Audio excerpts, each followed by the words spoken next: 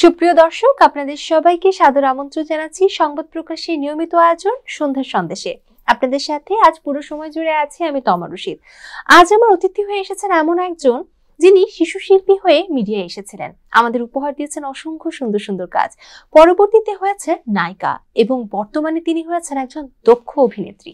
তিনি হচ্ছেন আমাদের সবার খুব পছন্দের রেবেকা রউফ। তার সাথে আজ গল্প করব, আড্ডা হবে, অনেক কথা জানবো আজ তার কাছ থেকে। চলুন তাহলে তার সাথে কথা বলতেই চলে যায় আমাদের এই আয়োজনে। স্বাগত জানাচ্ছি। কেমন আছেন? আলহামদুলিল্লাহ, অনেক ভালো আছি। আপনাকে দেখে আজ খুব ভালো লাগছে। পর্দার মানুষকে পর্দা থেকে বের হয়ে আমার কাছে পাচ্ছি, অনেক প্রশ্ন জমে আছে। তার মধ্যে অন্যতম প্রশ্নটা দিয়ে আসলে আমি শুরুটা করতে চাই। মিডিয়ায় পথ চলা, সেই তখন সম্ভবত আপনি ক্লাস 10-এ পড়েন, একদম শিশু শিল্পী আপনি তখন। এটা সম্ভবত 1985 সালের একটা ঘটনা। আপনার প্রথম সিনেমা রাজবধূ, যেখানে শিশু শিল্পী হিসেবে আপনি অভিনয় করেছিলেন। এই যাত্রাটা শুরু হলো কিভাবে? এই যাত্রাটা আমি খুব ফিল্মের প্রতি আমার দুর্বলতা ছিল। আমার বাবার, আমরা সব সময় সিনেমাটা বেশি দেখতাম, নাটক, সিনেমা, এগুলোর প্রতি খুবই আগ্রহ ছিল ছোটবেলা থেকেই। তখন থেকেই সিনেমার প্রতি একটু দুর্বলতা, বা রেডিওতে বা টিভিতে দেখা খুব আমার আকর্ষণ করতো ওই জায়গাটা। আচ্ছা। তা আমরা তো পুরান ঢাকায় বড় হয়েছি, ওখানে আমাদের সবকিছু। ওখানে আমাদের এক আঙ্কেল ছিল, ওনার এক ভাগ্নি আর কি চলচ্চিত্রে অভিনয় করতো। ওনাদের কাছে গল্প শুনতাম, ওনার ভাগ্নি অভিনয় করে। তখন চিন্তা করলাম যে এই তো একটা সুযোগ আছে যে ইন্ডাস্ট্রিতে ঢোকার। তো বললাম, মামা আপনার ভাগ্নির এখানে বলে টলে একটু দেন না মামা, আমি একটু অভিনয় করবো, আমার খুব ইচ্ছা। আমার বাবা বললো যে হ্যাঁ ভাই, দেখেন যদি হয় আপনার ভাগ্নির দ্বারা বা করা যায় তাহলে আমার মেয়েটাকে একটু দেখেন। তা ওরা আসা যাওয়া করতো। তখন ওই আপাটার নাম ছিল মুন্নি। উনি আবার নায়িকা ঠিক না, উনি ক্যারেক্টার আর্টিস্ট ছিল। আচ্ছা। খুব সুন্দরী ছিল এবং খুব অমায়িক একজন মানুষ ছিল মুন্নি আপা। তখন বলেছে ঠিক আছে। তো ওনার এখানে যাওয়া, তারপরে উনি ওখান থেকে ওনার সাথে ফিল্মে আসা যাওয়া, তারপরে থেকে আর কি ফিল্মে ঢুকা আর কি। আচ্ছা, তো দেখা যায় যে যারা সিনেমা ইন্ডাস্ট্রিতে আছে বা মিডিয়াতে রয়েছে, তাদের একটা দীর্ঘ পূর্ব প্রস্তুতি থাকে, দীর্ঘ সময় ধরে নাচ শিখে, গান শিখে, কথা বলা শিখে, অভিনয় শিখে। তো আপনার ক্ষেত্রে কি এরকম পূর্ব প্রস্তুতি ছিল? না, ওরকম প্রস্তুতি ছিল না। আমি এখানে রেডিমেড চলে গেছি। রেডিমেড চলে গেছে, মানে একদম হুট করেই চলে যাওয়া, এমন কি? হ্যাঁ, হুট করে যাওয়া, তারপরে আস্তে আস্তে করে মানুষে তো আসলে মার পেটের থেকে সবকিছু শিখে না।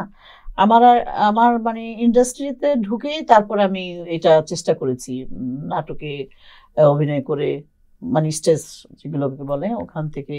তারপরে আমি আমাদের আজিজ রেজা ভাই, ওনার থেকে নাচ শিখেছি আমি। ওইভাবে আস্তে আস্তে আমি যখন আর্টিস্ট হওয়া শুরু করেছি, তখন থেকে আমি এটা শুরু করেছি। প্রয়োজনে তখন যেগুলো প্রয়োজন সেগুলো শিখে নিয়েছেন, বা আসলে পরিবেশ আপনাকে শিখিয়ে দিয়েছে। রাইট। এটা যদি আমি পরবর্তী কথায় চলে আসি, তাহলে হচ্ছে শিশু শিল্পী থেকে নায়িকা হয়ে যাওয়া বা নায়িকা বনে যাওয়ার যে কথা, এটা হচ্ছে 1990 সালের একটা সিনেমা, যে সিনেমাটা শিবলি সাদিক পরিচালিত, এবং সিনেমাটার নাম আপনার জীবনের সাথে অনেকটা মিলে যায়, অর্জন। এই অর্জনটা কিভাবে হয়েছিল? এটা অর্জনে আসার পিছনে আমার উস্তাদ শিবলি সাদিক সাহেব। আমি যখন শিশু শিল্পী হয়ে আসি, তখন তো আমি ছোট ছোট রোল করেছি ওখানে, নায়িকাদের বান্ধবী প্লাস ডান্স করা, নায়িকাদের সাথে এগুলো করেছি। আস্তে আস্তে ওনার চোখে তখনই আমি পড়েছি, যেরকম লাইক দিস, মনে করেন অনেকগুলো মেয়ে থাকলে তখন তো মানুষের একটা চোখ পড়ে, একটা সুন্দরী মেয়ে থাকলে তার উপর আগে চোখটা পড়ে। তো আমার উস্তাদেরও সেম চোখ পড়েছিল। তখন আমাদের গ্রুপের সিনিয়র যারা ছিলেন ওদেরকে জিজ্ঞেস করছে যে মেয়েটা কে, কোথায় থাকে, বা কে আছে গার্জেন বলো। তখন আমাকে পরিচয় করে দিচ্ছে। তখনই আমাকে জিজ্ঞেস করছে, আমি বলছি আমার বাবা মা আছে, আমার ফ্যামিলি আছে, আমার গার্জেন। তখন বললো যে তোমার ফ্যামিলির বাবা মা বা যার সাথে হোক একটু পরিচয় করে দিলে আমি কথা বলবো। তখন ওইভাবেই কথা বলে দেওয়া হয়, ওইভাবে তার সাথে আমার বাবাকেই করা হয়, আমার গার্জেন। তখন বলে যে আঙ্কেল, আপনার মেয়েকে যদি আমি শিল্পী বানাই তাহলে কি আপনার মেয়েটাকে আমাকে দিবেন? হ্যাঁ, অবশ্যই অবশ্যই, আপনি এত বড় নামী ডিরেক্টর, আপনাকে দিব না তা কি? আপনার থেকে তো যদি ও অভিনয় শিখতে পারে বা চান্স পায়, তো ওর জীবনটা তো ধন্য। ওইভাবে করে শিবলি ভাই আমাকে ছোট ছোট রোল দিয়ে আগে দেখে, ট্রাই করে যে আমি কতটুকু ভালো করতে পারি বা আর্টিস্ট হতে পারবো কিনা। তখন উনি ধরে ধরে এগুলো ক্যারেক্টারগুলো দিয়ে দিয়ে করে করে তারপরে আমাকে এই অর্জন ছবিতে আমাকে তখন 3 নায়িকার 1 নায়িকা আমাকে দেয়। ওই ছবিতে অঞ্জু ঘোষ ছিল, কবিতা ছিল, আর আমি ছিলাম। আর হিরো ছিল আলমগীর ভাই, রুবেল ভাই আর মিঠুন ভাই, এরা 3 জন ছিলেন। অর্জুন তো একটা মানে অসাধারণ সিনেমা ছিল এবং অর্জুনের প্রাপ্তিও অনেক ছিল আপনার জীবনে। জি, সেই অর্জনের প্রাপ্তি নিয়ে আসি। তবে তার আগে আপনি বলেছিলেন যে সেই সময় আপনি আপনার গার্ডিয়ানের সাথে পরিচয় করিয়ে দিয়েছিলেন। এইটা নিয়ে আসলে বর্তমান সময়ের একটা কথা তুলে ধরতে চাই, যেহেতু আপনি বর্তমানেও কাজ করছেন, ইন্ডাস্ট্রি সম্পর্কে আপনার ধারণা অনেক বেশি। আগে দেখা যেত যে যখনই কোনো ছেলে বা মেয়ের কাছে এই ধরনের কোনো অফার আসতো সিনেমা করতে হবে বা সিনেমার জন্য কোনো ভালো অপরচুনিটিস আসছে, তারা পরিবারকে সাথে সংযুক্ত করে দিত। দেখা যেত যে পরিবারের ইনভলভমেন্টটাই থাকতো সব থেকে বেশি, বাবা মারে আসলে নির্ধারণ করতো সে কি কাজ করবে না করবে। বর্তমানে আমরা এটা খানিকটা উল্টো দেখি। এখন দেখি যারা সিনেমায় কাজ করছে বা অভিনয় করছে বা যারা মিডিয়াতে রয়েছে, সেখানে বাবা মাদের খুব একটা দেখাই যায় না। ছোট ছোট বাচ্চারাও নিজেরাই নিজেদেরকে হ্যান্ডেল করছে। এই ব্যাপারটা কিভাবে দেখছেন? আসলে গার্জেন নিয়েটা আসা মানে সবচেয়ে আমি বেটার মনে করি, কারণ গার্জেনরা যে জিনিসটা বুঝবে, ছোটরা তো সবকিছু বুঝবে না। কিন্তু এখনকার যুগের সব ছেলেমেয়েরাই ট্যালেন্ট, অনেক ট্যালেন্ট তারা। এখনকার আমরা আমাদের যুগের সময় আমরা এরকম মোবাইল হাতে পাই নাই। আমরা টিভির মাধ্যমে যেটা দেখতাম ওইটাই আমাদের জন্য অনেক কিছু ছিল, রেডিওতে যেটা শুনতাম ওইটাই আমাদের জন্য অনেক কিছু ছিল, সিনেমা হলে যেটা দেখতাম ওইটাই আমাদের জন্য ছিল। এখন তো হাতের মুঠোর মধ্যে সবকিছু পেয়ে যাচ্ছে। এই জন্য এখনকার ছেলে মেয়েরা হয়তো বা ব্রেন তাদের খুলে গেছে, তাদের মানে ইয়াটা বেশি, এই জন্য তারা ওইভাবে হ্যান্ডেল করতে পারে। আচ্ছা, সো ব্যাপারটা হচ্ছে যে এখনো যদি কেউ অভিভাবক নিয়ে আসে তাহলে সেটাই তার জন্য বেটার, সবচেয়ে বেটার। কারণ কি অভিভাবক নিয়ে আসাটা মানে হচ্ছে তোমার জন্য একটা মানে বোঝার একটা ক্ষমতা। তারা যেটা বুঝবে ওই বাচ্চাটা তো বুঝবে না। ওইটা বিভিন্ন ধরনের আসলে প্রস্তাব আসে, সেটা কতটুকু তার জন্য যৌক্তিক, কতটুকু সেটাকে আসলে ফিরিয়ে দিতে হবে, এটা বাবা মারে ভালো বলতে পারে। সুন্দর একটা বিষয় আমরা জেনে গেলাম আপনার মাধ্যমে। এবার আবারও অর্জনে আসতে চাই। অর্জুন এত হিট ছিল যে এরপর আর পেছনে ফিরে তাকাতে হয়নি আপনাকে। এরপরে অসংখ্য ভালো ভালো কাজ আপনি উপহার দিয়ে গেছেন। সবচেয়ে মজার ঘটনা কি আমি বলি, অর্জুন ছবি যখন করে আসি তখন কক্সবাজার থেকে এসে আরেকটা ছবি আমি অলরেডি পেয়ে গেছি, তাও আজমল হুদা মিঠু সাহেবের ছবি, চোর ডাকাত পুলিশ। ওইখানে 3টা নায়িকা ছিল, কিন্তু আমার উপরে গল্পটা ওরকম ভাবে ছিল, বাবা মা ছিল না, বাবা আর ভাই, চোর ডাকাত পুলিশ এই জিনিসটা নিয়ে। পুলিশ ছিল আমার বাবা হাবিলদার, এটিএম ভাই, আর উজ্জ্বল ভাই ছিল ভাই, তাও মুখ ডাকা ভাই বলে যেটাকে, ধর্মের ভাই। মানে এই বোনটার জন্য সে অনেক কিছু করে বা বাবার জন্যই করে, অনেক গল্পটা এটা মানে ছিল সুন্দর।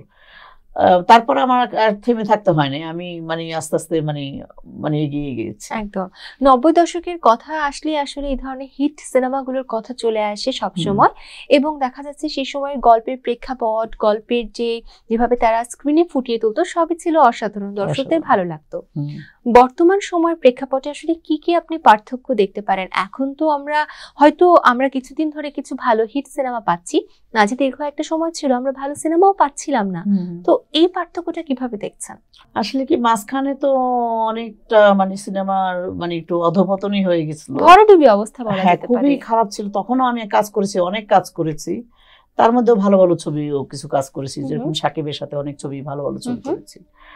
আর এখনকার ছবিগুলো তো এখন আরো ভালো হচ্ছে। মানে এখন তো ফিল্মে তো ধরতে গেলে তো শেষের দিকেই মানে ডুবে যাচ্ছে। এর মধ্যে যে কিছু কিছু ছবি, ভালো ভালো ছবি হচ্ছে বা করছে, মানে এগুলো আমার বিশ্বাস যে ভালো ছবি আরো হবে। মানে যে মাঝখানে যেটা ধ্বংস হয়ে গেছিল সেটা মানে মুছে গিয়ে এখন নতুন কিছু শুরু হবে। অর্থাৎ গল্পে মাঝে আসলে আমরা ভালো গল্প পাচ্ছিলাম না, এমন কি? ওইটাও। তারপরে দ্বিতীয় কথা, বাজেটও ছিল না তখনকার সময়ে। মানে অনেক প্রডিউসাররা মানে করতো কম বাজেটে, যাতে অল্প টাকার মধ্যে ছবি টাকাটা যাতে উঠে আসে। অনেক ছবি তো লস যেত, তো ভয়ে অনেকে হয়তো বা করতো না, তখন অল্প বাজেটে ছবিগুলো করতো। আচ্ছা, দিন শেষে একটাই কথা যে সুদিন তো ফিরে আসছে। সম্প্রতি আমরা বেশ কিছু ভালো ভালো সিনেমা পাচ্ছি, তবে এটাই যথেষ্ট নয়, এই নিয়ে আবারও আসবো।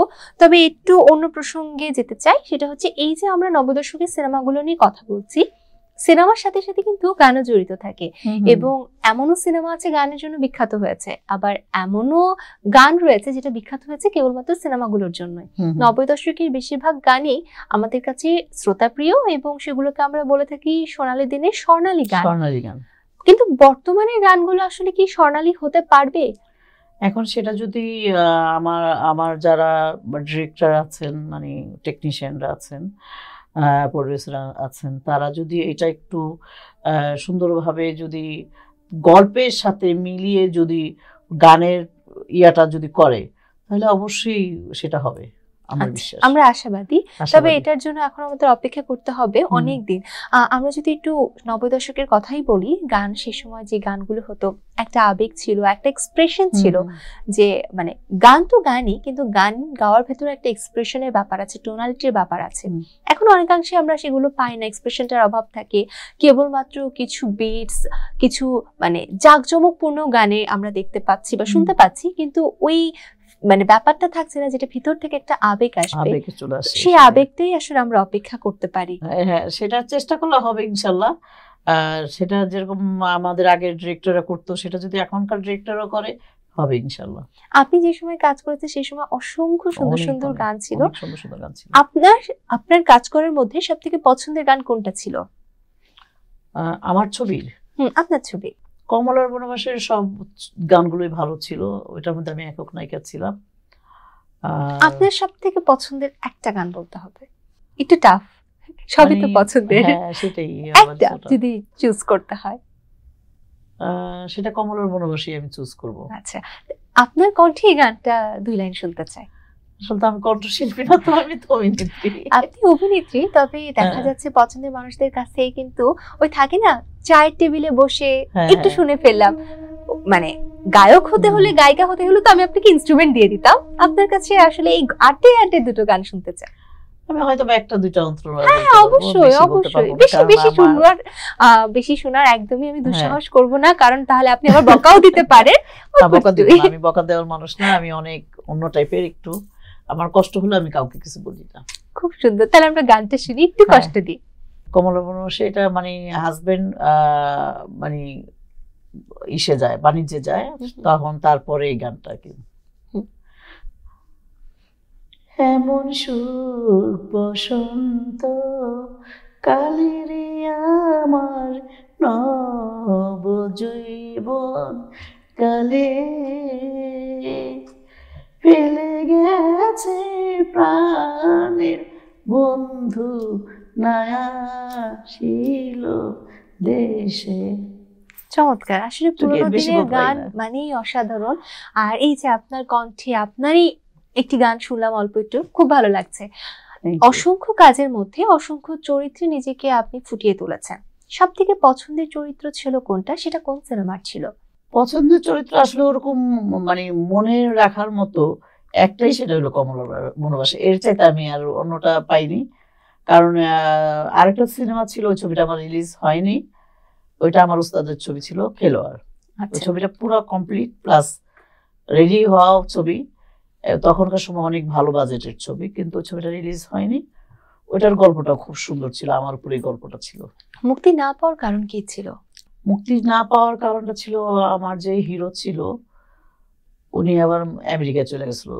আসার পরে ছবিটা কিছু বাকি ছিল, আইসা আবার করলো, তারপর ছবিটা রিলিজই দিল না।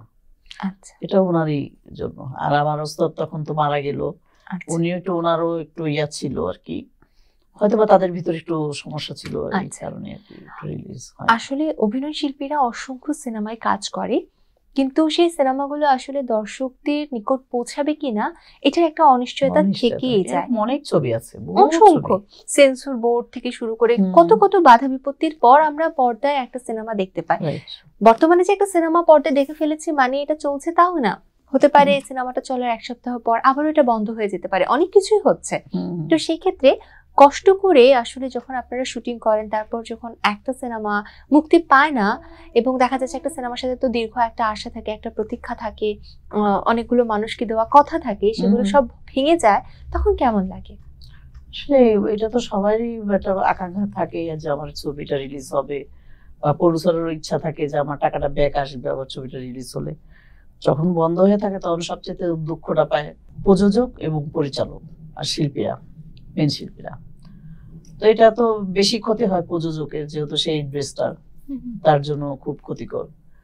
এটা তো খারাপ লাগার কথাই। অভিনয় শিল্পীদের জন্য কিন্তু একটা সময়ের মানে ভালো মনে করো আমার ওই ছবিগুলো রিলিজ হলে মনে করো আমার জন্য আরেকটু ভালো হতো, ক্যারিয়ারে একটা এক্সট্রা মাইলেজ থাকতো, ওইটাই আমার কিছু দেখানোর সুযোগ পেতাম, কিন্তু সেটা হচ্ছে না। তাই এটাও নিজের একটা ব্যর্থতা নিজের কাছে মনে হয় আর কি।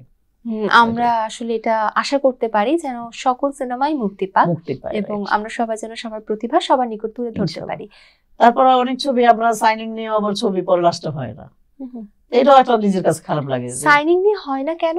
এটা অনেক সময় হয়তো বা মানে প্রযোজক হয়তো বা আগাইতে পারে না, বা এমন কিছু হতে পারে, বা অন্য সমস্যাও হতে পারে।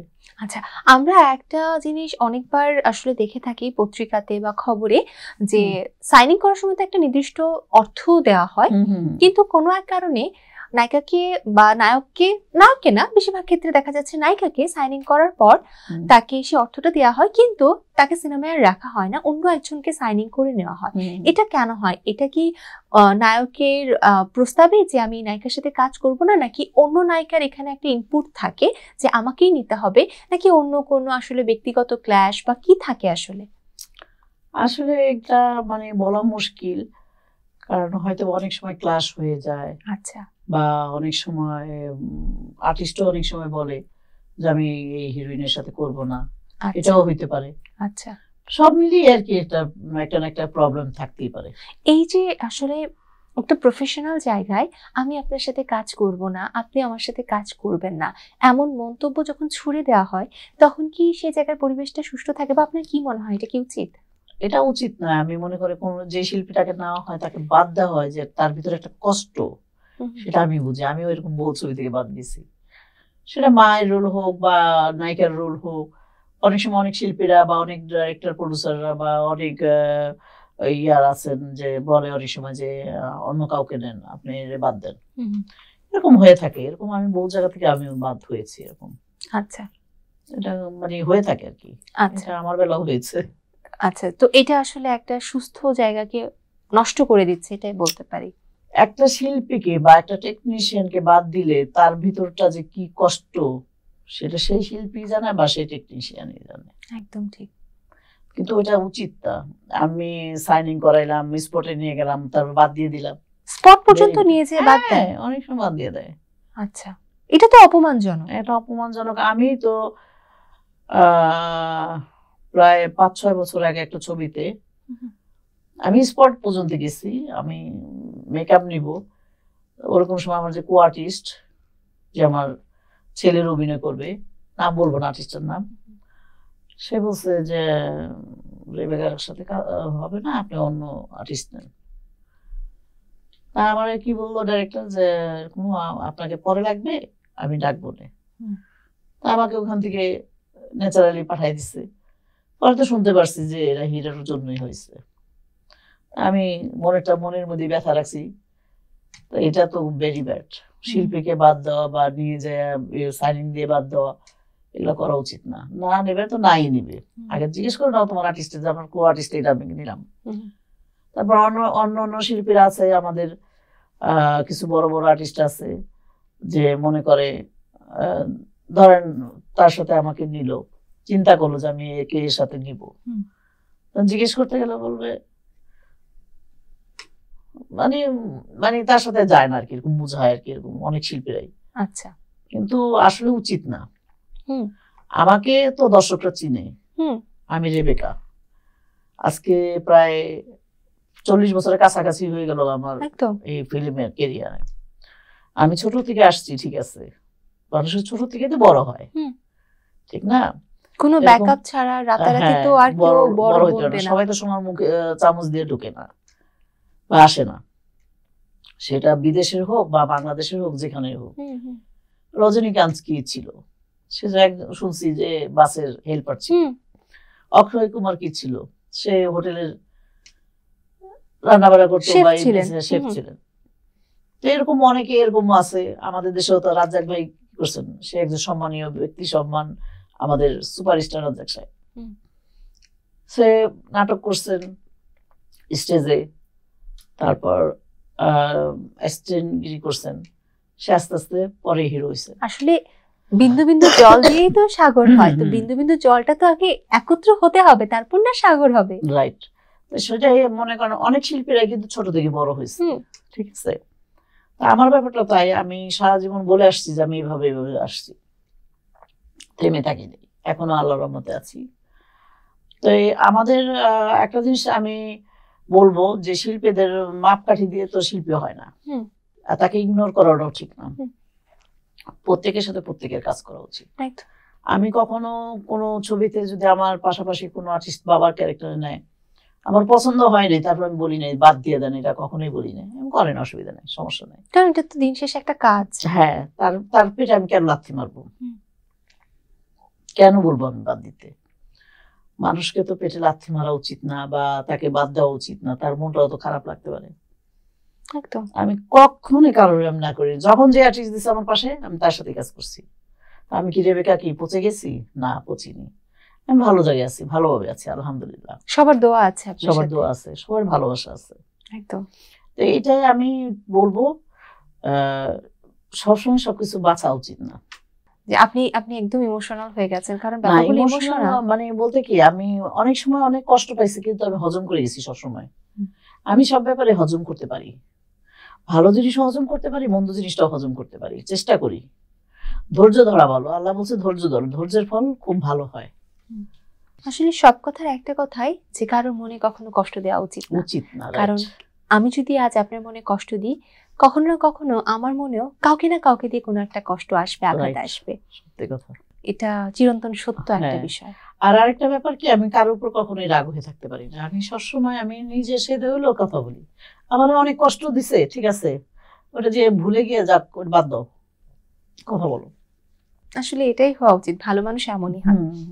এইসব বিষয়ে আসলে অনেকক্ষণ ধরে কথা বলছি, আর ইমোশনাল সাইডে না যাই, আবার অন্য বিষয়ে চলে আসি, অন্য প্রসঙ্গে। একটু এফডিসি নিয়ে কথা বলি। এফডিসির সাথে আপনার সম্পর্ক বহু পুরানো, একদম। এফডিসির বিল্ডিং আজ হয়তো অনেকটা চাকচিক্যটা তার হারিয়ে ফেলেছে, কিন্তু আপনার জীবনে তার চাকচিক্যটা রেখে গেছে। এফডিসি একটা সময় অনেক বেশি ব্যস্ত জায়গা ছিল, যেখানে শুটিং এর ডেট পাওয়া যেত না। আমরা শুনেছি, আপনারা সেটা ফিলও করেছেন, সিনেমা আটকে থাকতো, কবে সে জায়গাটা ফাঁকা হবে আর আমরা বুকিংটা পাবো। কিন্তু বর্তমানে সে এফডিসি ফ্লোরগুলা বেশিরভাগ সময় থেকে ফাঁকা এবং একটা হাহাকার করে। এমনটা কেন হচ্ছে এখন? আসলে এটা আমাদেরও গাফিলতি আছে, এটা আমাদের ইন্ডাস্ট্রির মানুষদের গাফিলতি আছে। আর আগে তো একটা সহযোগিতা পেত ইন্ডাস্ট্রি থেকে, একটা ছবি করতে গেলে একটা মানে কন্ট্রাক্ট থাকতো যে এই হিসাবে এই জিনিসটা পাবে, এটার একটা ইয়া থাকতো। এখন এখান থেকেও মানে মানুষে ইয়া পাচ্ছে না ওরকম, আমি শুনি তো আর কি বাইরের লোকদের কাছে সহযোগিতা ওরকম পায় না, কর্তৃপক্ষ থেকে সাপোর্ট দেয় না। এটা মানে ইন্ডাস্ট্রি মানে এফডিসি থেকে আর কি। আচ্ছা, তো এটা যদি সাপোর্ট দিত বা একটু টাকা পয়সা কমিয়ে নিত, তাহলে বোধহয় আরো পার্টি টাটি আসতো। আচ্ছা, তার মানে অতিরিক্ত অর্থ নিচ্ছে, সে অনুযায়ী সাপোর্ট দিচ্ছে না, সরঞ্জামাদের অভাব, তারপরে এগুলো আছে। আচ্ছা, আছে, কিন্তু মানে যে প্রোভাইড করছে না, সেটাই। এখন আমাদের যারা আসছে প্রযোজকরা, তাদেরকে সহযোগিতা করতে হবে, রেনোভেট করতে হবে ব্যাপারগুলো, ওইটাকে একটু কনসিডার করতে হবে। ওইগুলা মনে করো একটু যদি করে, তাহলে ইন্ডাস্ট্রিটা আবার জমজমাট হবে। মানে নতুন যুগে নতুন সিনেমা চাই, নতুন কিছু, সেই নতুন কিছু আনতে হবে। রাইট। যদি একটু সিনেমা নিয়ে কথা বলি, আমরা আসলে দেখেছি, এটা বলা ভুল হবে, হয়তো দেখলেও তখন খুব ছোট ছিলাম, আমরা শুনে শুনে বড় হয়েছি, যে একটা সময় অনেক হল ছিল, হল ভর্তি মানুষ ছিল, একদম গোয়াল ভর্তি ধানের মতো হলে সব সময় মানে মানুষেরা থাকতো, সিনেমা চলতো, একটার পর একটা হিট সিনেমা, বছর জুড়ে কয়েক ধরনের সিনেমা হতো। তবে বর্তমানে আমরা সিনেমা মানেই বুঝি 2 ঈদে 2টো সিনেমা, রোজার ঈদে আর কোরবানির ঈদে, এবং 2টো হিট হলে হলো, না হলে পুরো বছর জুড়ে সিনেপ্লেক্স গুলো ফাঁকা থাকলো, কারণ সিনেমা হলটা এখন নাই, আর যে 2-1টা আছে দেখা যাচ্ছে সেটা যাওয়ার মতো হয়ে নেই। এভাবে কি আসলে একটা ইন্ডাস্ট্রি চলতে পারে বছরে 2টো সিনেমা দিয়ে? না, এভাবে তো ইন্ডাস্ট্রি চলতে পারে না। তো আমাদের উচিত যে মানে সারা বছর যাতে কিছু কিছু ভালো ছবি করা উচিত, যে সারা বছরে যাতে ভালো যায়। অন্তত যেরকম ইন্ডিয়াতে ওরা ছবি বানাচ্ছে, বিভিন্ন দেশে ডিস্ট্রিবিউট করছে, বিভিন্ন ভাষায় হচ্ছে। আমাদের ওরকম ভাবে করা উচিত। মানে 1-2টা ঈদের জন্য আমাদের করলে হবে না, তাহলে আমাদের হলগুলো তো এমনি তো শেষ, আরো বিলুপ্ত হয়ে যাবে। একদম। আর আর্টিস্ট তো অনেকে আছে, একটা সিনেমা হলে তো আসলে অনেক আর্টিস্ট কাজ করার সেই সুযোগটা থাকে না। 10টা হলে 100 জনের কাজ করা সম্ভব হয়। হ্যাঁ, তো সেক্ষেত্রে আসলে সিনেমাগুলোকে বাড়াতে হবে, ভালো গল্প নিয়ে আসতে হবে, কাজ করতে হবে।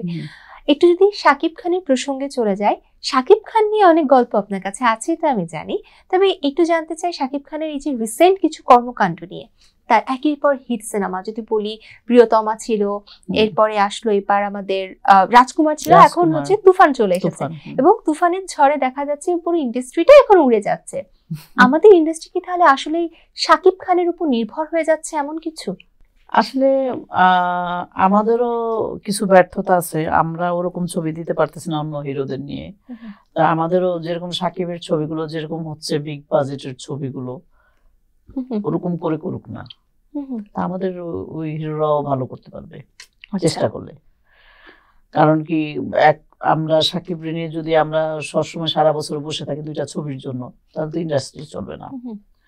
আরো তো ছবি তৈরি করতে হবে বা আরো হিরোদের দিয়ে কাজ করতে হবে, যাতে ইন্ডাস্ট্রিটা টিকে থাকে, হলগুলো টিকে থাকে। তা আমার মতে আমাদের ইন্ডাস্ট্রির যারা টেকনিশিয়ানরা আছেন, প্রযোজক পরিচালকরা আছেন, তারা যদি ওইভাবে সিনেমাগুলো এখন তৈরি করতে থাকে, তাহলে আমার বিশ্বাস আবার হলগুলো জমজমাট হয়ে যাবে।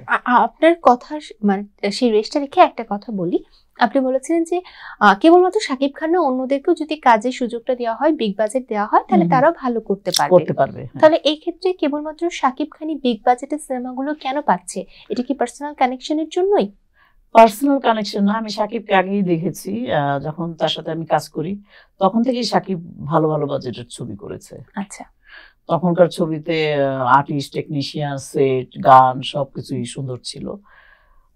ওরকম বাজেটের ছবিগুলোই করতো শাকিব তখন থেকেই। তার চুজ গুলো একটু অন্য রকম ছিল। আমরা যেসব ডাইরেক্টরের সাথে কাজ করছি তারা ভালো ভালো ছবিগুলো তৈরি করেছে, আর ওই ধরনের বাজেটেরই করেছে। শাকিবের ওই টেন্ডেন্সি ছিল দেখে আজকে শাকিব খান এখনো টিকে দাঁড়িয়ে আছে এক জায়গায়। আচ্ছা, তার মানে শুরু থেকে উনি একটু বেছে বেছে কাজ করেছে, এবং সেই হিসেবে একটা কানেকশনও তো হয়েছে নিশ্চয়ই, যেন তারাই তার সাথে বারবার কাজ করতে চায়। তো সেক্ষেত্রে নতুনদের আগমনটা কিভাবে হতে পারে? এখন নতুনদের আগমন একটাই হতে পারে, যারা আমাদের বললাম না যে প্রযোজক পরিচালকরা আছেন, তারাই যদি ওদেরকে নিয়ে করেন, ওরকম সুন্দর করে গল্প সুন্দর করে নিয়ে ওইভাবে গান করুক, ওইভাবে গল্প তৈরি করুক, মেকিং করুক, আবার ঠিকই সিনেমা চলবে ইনশাআল্লাহ। আচ্ছা, শাকিব খানের সাথে অসংখ্য সিনেমায় আপনার অভিনয় করা হয়েছে, কো আর্টিস্ট হিসেবে শাকিব খান কেমন? কো আর্টিস্ট হিসেবে তো নাম্বার 1, সে ভালো আর্টিস্ট 100%। মানুষ হিসেবে আমার কাছে ভালো, আর মানুষ সব দিক দিয়ে ভালো। শাকিব সেটে ঢুকলে উনি আগে কি কি করে, বা যখন সেটে ঢুকে উনি কি কি হয় সেটের মধ্যে? শাকিব তো প্রথমে তো সেটে, ও আয়শা তো সেটে পুরো প্রথমে তো আর মেকআপ টেকআপ নিয়ে রেডি হয়ে যখন ঢুকে, যারা বড় আছে তাদেরকে সম্মান করে, সালাম দেয়, আদব কায়দা তার ভিতরে আছে, এই জিনিসটা আছে। যে দেখলেই তোমাকে সম্মান করবে, ইজ্জত করবে, সবার খোঁজ খবর। হ্যাঁ, এই জিনিসটা আছে, যেটা সালমানের ভিতরে ছিল। সালমান একজনের সাথে পরিচয় হলে ওই সালাম দিয়ে সম্মান করে কথা বলতো, শাকিবের ভিতরেও এই গুণগুলো আছে। আচ্ছা, তার মানে সবাইকে প্রপারলি রেসপেক্ট করতে জানে, এবং মানে কাজের ক্ষেত্রে সহকর্মীদের সাথে খুব সুসম্পর্ক, অনেক অনেক অনেক সুসম্পর্ক। আমরাও মনে করো সিনিয়র আর্টিস্ট হয়ে শাকিব অনেক সময় জিজ্ঞেস করতাম, দেখো তো ভাইয়া এটা ঠিক আছে, শটটা ঠিক আছে, এটা ডায়লগ ঠিক আছে, হ্যাঁ আপা ঠিক আছে। আমিও জিজ্ঞেস করতাম অনেক সময়, মানে এটা ভালোবাসার একটা জায়গা, ভালোবাসার জায়গা থেকে। আর ও অভিনেতা হিসেবে তো আসলেই নাম্বার 1। শাকিব এমনি নাম্বার 1 না হয়নি, ও অভিনেতা হিসেবে নাম্বার 1 আমি মনে করি। শাকিব খানের সাথে কোনো মজার ঘটনা রয়েছে আপনার? মজার ঘটনা হয়েছে, মানে আছে, আমার মনে আছে একটা জিনিস। আমি মাই নেম ইজ খান ছবিতে, বদিউল আলম খোকনের ছবিতে একটা সিনের মধ্যে একটু ডায়লগ মানে একটু মিস হয়েছে আমার, মানে একটু মানে ফামলিং করছি। সাকিব বুঝতে পারছে, আর সাকিব মিসকে এসে দিছে। তা আমি তো বুঝছি, আমি তো বুঝা যে জিনিসটা ও খেয়াল করছে, মিষ্টি হাসি দিয়া মানে চুপ হয়ে গেছে। তারপর জিনিসটা ওকে রয়েছে, তখন তো 35 এর ছিল। তো ওই জিনিসটা মনে পড়ে। কিছু কিছু ভালো ভালো জিনিস আছে যেগুলো মনে পড়ে। আমরা অনেক সাথে অনেক ছবি করছি, অনেক একসাথে, সেটা বাংলাদেশের বাইরেও করেছি, বাংলাদেশেও করেছি। অনেক স্মৃতি, সাকিবের সাথে অনেক ছবি করছি। আচ্ছা, একই সময় একই রকম মজার হ্যাঁ অভিজ্ঞতা। হ্যাঁ, বাট উনি খুব সহজে ধরে ফেলতে পারে যদি কেউ ভুল করে। হ্যাঁ, ভীষণ ট্যালেন্টেড, অনেক ট্যালেন্ট। আচ্ছা, এবার একটু শিল্পী সমিতির প্রসঙ্গে চলে আসি। সোশ্যাল মিডিয়া খুললেই আসলে আমরা শিল্পী সমিতি নিয়ে বিভিন্ন আলোচনা সমালোচনা দেখতে পাচ্ছি। এই যে আলোচনা সমালোচনাগুলো হচ্ছে, এটা আপনি কিভাবে দেখছেন? আসলে এটা তো আজকে প্রায় গত 2 বছর আগেও গেছে, এখনো মানে আছে। এটা এখন মোটামুটি একটু চুপচাপ আছে, কিন্তু ইলেকশনের পরে একটু খুবই একটু এই সমস্যা হয়েছিল। এখানে আবার কেস কামার, এটা সেটা টোটাল মিলে একটা হেঁচা ফেঁচা ছিল আর কি। তো আসলে আমাদের ভিতরে এটা আমাদের নিজেদের করা উচিত না, কারণ দর্শকরা তো আমাদের দেখে অন্য চোখে। সেই জায়গায় যদি এইগুলো দেখে আমাদের ভিতরে গ্যাঞ্জাম, এটা তো খুব খারাপ জিনিস। তাই না করাই ভালো। আমাদের সবাইকে মিলেমিশে থাকতে হবে, মিলেমিশে চলতে হবে। আমরা একটা পরিবার একদম। আমাদের কিন্তু ইন্ডাস্ট্রিতে আসলে সবার সাথে সবার দেখা হয়, সবার সাথে কথা হয়, সেই জায়গায় আমাদের গ্যাঞ্জাম করানো উচিতই না মোটে। রঙিন দুনিয়ার কালো অধ্যায় কখনো দেখানো উচিত, রাইট, সেটাই। আর এগুলো না করাই বেটার। আমরা মনে করি সবাই আমরা এক ঘরের মানুষ, এক ঘরে থাকা উচিত। এগুলা সব বন্ধ করে দেওয়া উচিত। মানে এই কেস কামার করা বা আমাদের এগুলো করা উচিত না। আপনার জানার মধ্যে শিল্পী সমিতির মাধ্যমে দুস্থ ও অসহায় যে শিল্পীরা রয়েছে তারা কি এখন পর্যন্ত কোনো সহযোগিতা পেয়েছে? সহযোগিতা আমাদের প্রধানমন্ত্রী তো অনেকেরই দিয়েছেন, তবে শিল্পী সমিতির কথাটাই আসলে শিল্পী সমিতিতে আসলে ওরকম ভাবে যতটুকু পারে করে, চেষ্টা করে, হয়তো বা ওরকম কুলায় উঠতে পারে না, কারণ আমাদের ওরকম ফান্ড ওরকম ভাবে তো একজন আসে যায় আসে যায়, এক মানে এইভাবে করলে তো তখন হয়ে ওঠে না। যেরকম আমাদের সরকার আজকে প্রায় অনেকদিন ধরে সে চেষ্টা করতেছে বাংলাদেশটাকে সুন্দর করে তৈরি করার জন্য, হচ্ছেও। এরকম যদি 5 বছর পর পর যদি চেঞ্জ হইতো তাহলে তো সরকাররা পারতো না, কারণ একটা সরকার 5 বছর কি করতে পারে। আজকে আমাদের প্রধানমন্ত্রী শেখ হাসিনা, উনি আছেন বিদায় উনি চেষ্টা করছেন আমাদের দেশটাকে উন্নত করার জন্য, উন্নত করছেন, অনেক উন্নত করেছেন বাংলাদেশের জন্য। এরকম আমাদের শিল্পী সমিতির যারা আছেন এরাও যদি একটু চেষ্টা করে তাহলে আমাদের শিল্পী সমিতিটাকে উন্নত করতে পারবে। আমরা যদি লড়াই না করে সবাই মিলেমিশে যদি এটাকে আগলিয়ে ধরে আগায় নিয়ে যেতে পারি, সবচেয়ে আমাদের জন্য বেটার। আমরা আশাবাদী সেটা নিয়ে। চেষ্টা করা উচিত প্রত্যেকেই। বলবো আমরা সবাই একসাথে কাজ করি, একসাথে থাকি, যাতে আমাদের প্রবলেম না হয়। আমরা যারা আছেন শিল্পীরা, যারা দুস্থ আছেন, তাদেরকেও এখান থেকে কিছুটা হেল্প করতে পারবে সবাই যদি চেষ্টা করে, তাহলে এটা হবে। আর যদি আমরা যদি লড়াই করতে থাকি তাহলে আর কিছু করানো সম্ভব না। পত্রিকার পাতায় আমরা যখন চোখ দিই আমরা দেখি যে বিনোদন যে সেগমেন্টটা আছে সেখানে অসংখ্য শিল্পীদের নাম আসে, যাতে কর্মকাণ্ড আসে, ছবি আসে। বেশিরভাগের ক্ষেত্রেই দেখি যে হাতে কোনো সিনেমা নেই, কেউ হয়তো কোনো দোকানে ফিতা কাটছেন, কেউ হয়তো ডিগবাজি দিয়ে ভাইরাল হচ্ছেন, আলোচনায় থাকছেন, সমালোচনায় থাকছেন। বিষয়টা কিভাবে দেখছেন? শিল্পী তো আসলে শিল্পী, সে ফিতা কাটুক যাই কাটুক। আমি তো দেখি বাইরের দেশে যে আমাদের শাহরুখ খান, কিং খান, সেও তো অনেক দেশে যায়, বিয়ের অনুষ্ঠানে যে অনেক কিছুই করে বা অনেক ইসেও এরা উদ্বোধন করে। আমাদের দেশেও বাংলাদেশে এগুলো হচ্ছে, করছে হিরোরা। ওই যে যেটা বললা যে ডিগবাজি দিচ্ছে, এটা শিল্পীরা করতেই পারে। আর এটাও একটা জব, ঠিক আছে। ওখানে তো তারা ফ্রিতে যাচ্ছে না, ওই পারিশ্রমিক বিনিময়ে যাচ্ছে। তাই এটা কাজ তো কাজই, সেটা ডিগবাজি হোক আর ফিতা কাটা হোক বা অভিনয় করা হোক, যেভাবে হ্যাঁ কাজটা করছে। আমার কথা হচ্ছে কি, যেখান থেকে আমার 2টা পয়সা আসবে আমি করতে অসুবিধা কি? হালাল উপায়। হ্যাঁ, আমার হালাল উপায়, আমি তো কর্ম করছি, এটা কোনো সমস্যা নেই। এটা পৃথিবীর সব আর্টিস্টরাই করে। আচ্ছা, একটু আমি যদি পর্দা থেকে বের হয়ে একটু রাজনীতির মাঠে যাই, তাহলে আমরা দেখেছি যে বিগত সময়গুলোতে অনেকেই আছে অভিনয় শিল্পী হওয়ার পাশাপাশি পরবর্তীতে এমপি হয়েছেন। তবে গত নির্বাচনে সেই সংখ্যাটা ছিল একদম চোখে পড়ার মতো, একটা অন্যরকম প্রতিযোগিতা শুরু হয়ে গেছে। কেন এই প্রতিযোগিতা হচ্ছে সেটা নিয়ে জানতে চাইবো না, কারণ আপনি ইতিমধ্যেই বলেছেন যে যে যেখানে যার রিজিকের ব্যবস্থাটা করতে পারছে বা যে যে কাজটা যার ভালো লাগছে ভালোবাসছে সেটা করছে। তবে আপনাকে কি রাজনীতির মাঠে দেখতে পারবো, হয়তো এমপি হয়ে অথবা অন্য কোনো ভাবে? আসলে আমি ওরকম চিন্তা ভাবনা করি না। রাজনীতিটা বিরাট বড় একটা বিশাল জিনিস, এটা জ্ঞানের প্রয়োজন, আর এটা সাংঘাতিক একটা ব্যাপার। রাজনীতিটা শিল্পীর জায়গায় থাকা উচিত, আর রাজনীতিবিদরা রাজনীতির মধ্যেই থাকা উচিত, দুটো আলাদা করে থাকা উচিত। এটাই ভালো মনে করি। ধরুন আজ আপনি চলচ্চিত্র অঙ্গনের কোনো একটা বড় পর্যায়ে চলে গেলেন, যেখানে আপনার হাতে ক্ষমতা আসলেও আপনি চাইলে যে কোনো কিছু পরিবর্তন করতে পারবেন, তাহলে কি কি পরিবর্তন করবেন? মাথায় আছে কিছু? পরিবর্তন একটাই করতে বলবো, যে আমি চেষ্টা করব যে আমার প্রধানমন্ত্রীকে বলার জন্য যে আমাদের ইন্ডাস্ট্রিটা ঠিক করে দেওয়ার জন্য, যাতে আমরা কাজ করতে পারি আগের মতো, ভালো কিছু সুযোগ সুবিধা দেওয়ার জন্য, আমাদের এইসব জ্ঞানজাম যাতে না হয় সেগুলো করার জন্য।